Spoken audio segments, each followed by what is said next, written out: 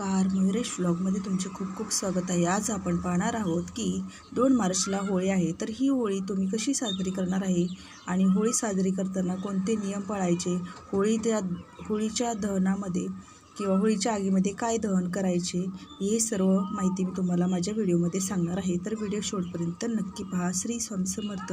यावर्षी 2 मार्च 2026 सोमवारी म्हणजे उद्या होळी आहे। संध्याकाळी 5:55 फाल्गुन पौर्णिमा म्हणजे हुताशनी पौर्णिमा प्रारंभ होईल। या दिवशी होलिकेचं दहन केलं जातं, म्हणजेच आपण होळी पेटवतो।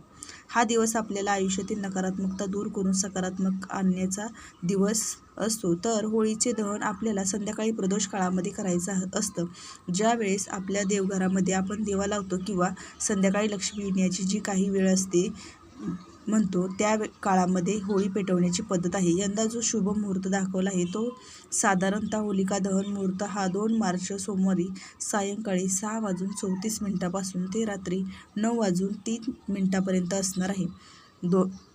घरातील पूर्वतयारी आणि स्वच्छता। होळीच्या दिवशी घराची स्वच्छता केल्याने मनाला खूप शांती मिळते, त्यामुळे घराची स्वच्छता करणे आवश्यक आहे। त्यानंतर सकाळी देवारा स्वच्छ करा, देवांना मंगल स्नान घालून त्याची पूजा करा, तुळशीची पूजा करा, उंबरटावरती हळदीचे लेपन करा आणि याच दिवशी तुम्ही अन्नपूर्णा देवीच्या वाटीतील जुने तांदूळ बदला। जुने तांदूळ पक्ष्यांना खाऊ घाला, तसेच कासवाच्या प्लेटमधील आणि कवड्यांमधील ठेवलेले तांदूळ या दिवशी बदलून नवीन ठेवू शकता।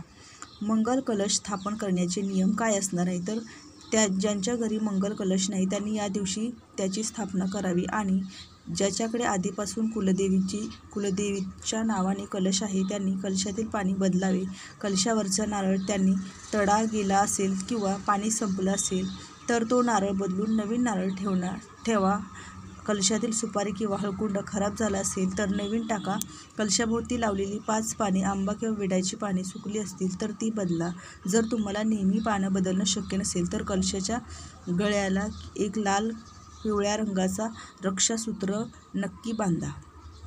तसेच तुम्ही होळी पौर्णिमेच्या दिवशी विष्णूची, लक्ष्मी मातेची सेवा, तसेच ज्या पौर्णिमेची सेवा करतात त्यांना आवश्यक असे त्याचप्रमाणे कुंकू मार्जन देखील करावे। त्याचप्रमाणे तुम्ही पौर्णिमेला तुमच्या कुलदेवतेची ओटी भरत असाल तर अवश्य आपल्याला होळीच्या दिवशी म्हणजे संध्याकाळी ओटी देवीची भरायची आहे। आज पौर्णिमेचा उपवास मात्र आपल्याला दुसऱ्या दिवशी म्हणजे मंगळवारी करायचा आहे आणि सत्यनारायण देखील आपल्याला सोमवारी संध्याकाळी प्रदोष काळामध्येच होळीच्या दिवशीच करायचे आहे। आता होळीच्या दिवशी काय करायचे आणि काय टाळायचे, तर होळीचा हा सण किंवा हा दिवस लक्ष्मीला समर्पित असतो, त्यामुळे या दिवशी कोणाशीही वाद घालू नका। सर्वात महत्त्वाचे म्हणजे या दिवशी कोणालाही उसने पैसे देऊ नका आणि कोणाकडूनही कर्ज घेऊ नका, नाहीतर घरातील लक्ष्मी कायमची निघून जाईल असे देखील मानले जाते। या दिवशी संध्याकाळी प्रदोष काळात सत्यनारायणची पूजा करू शकता, ते खूप शुभ मानले जाते। होळी आणि रंगपंचमीला गुलालाने खूप महत्त्व असते गुलालाचं, त्यामुळे आपल्याला मुख्य दरवाजाच्या उंबरठ्यावर गुलाल लावायचा आहे। अजिबात विसरू नका, कारण गुलाल लावणे खूप शुभ फल मानले जाते। तर होळी पूजा विधी आणि साहित्य काय, तर आता पाहूया होळीची पूजा कशी करायची।